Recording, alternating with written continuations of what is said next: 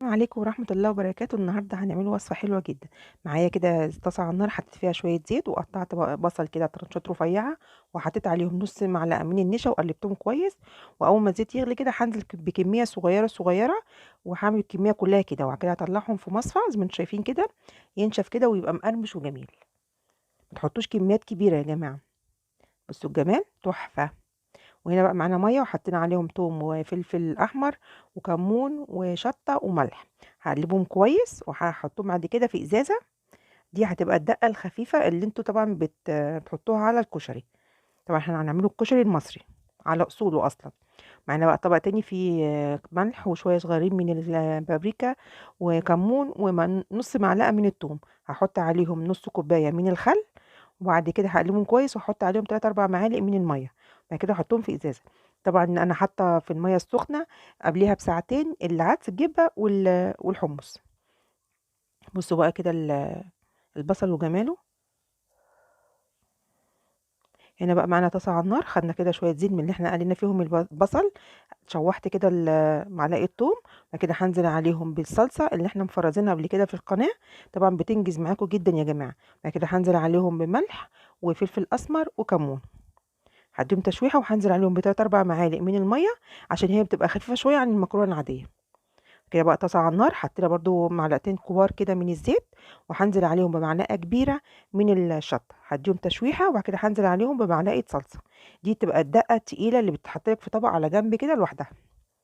وانتم شايفين كده. وبعد كده هحط عليها يا دوبك بس رشه من الملح، وهنزل عليهم بتلات اربع معالق من الميه. دي بقى خطيره يا جماعه وحاميه جدا. حاجة كده خطيرة. حاجة أنضف وأحسن. طبعا أنا جربت اللي هي الحلة الواحدة ما عجبنيش. دي الطريقة الأصلية يا جماعة. هنا بقى حطينا كده مية على النار، وأول ما تسخن هنزل عليهم بالحمص. ولما تغلي وتطلع ريمة هكبها واغسل الحمص وانزل عليه بمية سخنة تاني واسيبه يغلي. ولما يستوي هحط عليه معلقتين كبار من الصلصة، ونص معلقة من الثوم، وحبة ملح، وحبة شطة، نص معلقة من الكمون. بُصّي، هي بتتشرب كده لوحدها من غير حتى ما تحطيها على الأكل. طبعًا أنا باسلق العدس على جنب لوحده.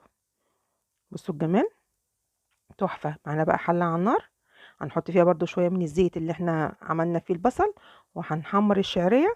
وبعد كده هانزل بالمَيّة واحط عليها الملح، وأول ما تغلي هانزل عليها بال بال الرز بتاعنا. طبعًا في ناس في ساعتها بتعمل الحلة الواحدة إن هي ممكن تحط العدس مع الرز، تلاقي بعد كده الرز بقى لونه غامق ومش حلو جدًا. دي الطريقة الأصلية يا جماعة بتاعة المحلات. طبعًا أنا جرّبت دي وجرّبت دي. هاوطّي بقى عليه كده واغطّي عليه واسيبه يستوي مع نفسه. هنا بقى معانا حلة على النار، حطينا آخر حبّة من الزيت، وحطينا شوية ملح، وهننزل عليها بعد كده مكرونة سباكيتي ومكرونة الصغيّرة بتاعة المطاعم. وأول ما تستوي كده يا دوبك بس هاشطفها بشوية مَيّة، واحط عليها حوالي معلقتين كبار من الزيت عشان تبقى مفرفرة معانا كده. وادي الرز بتاعنا بُصّوا مفرفر ومستوي إزاي. إيه رأيكم بقى؟ والمكرونة بُصّوا ما فيش أي حاجة فيها لازقة. طبعًا طريقة التقديم بقى براحتكم. حطينا المكرونة وبعد كده فوق منها الرز، وبعد كده حطينا فوق منها الصلصة، وبعد كده هنحط العدس، وهنحط الحمص، وهنحط كده البصل بتاعنا. طبعًا أنا ما رضيتش أحط أي دقة فوق المكرونة عشان هُم ياخدوا اللي هُم عايزينه، اللي بيحب حامي يحط واللي مش بيحب ما يحطش. بصوا الجمال، بصوا البصل تحفة يا جماعة، كان بجد خطير بجد. ادي بقى الدقة التقيلة، وادي الدقة الخفيفة، وادي الخل بتاعنا. طبعا ما يعني طبق زي ده مش هيكلفنا اقل من 50 جنيه من بره. يا رب الوصفة تعجبكم. طبعا حاجة انضف واحسن.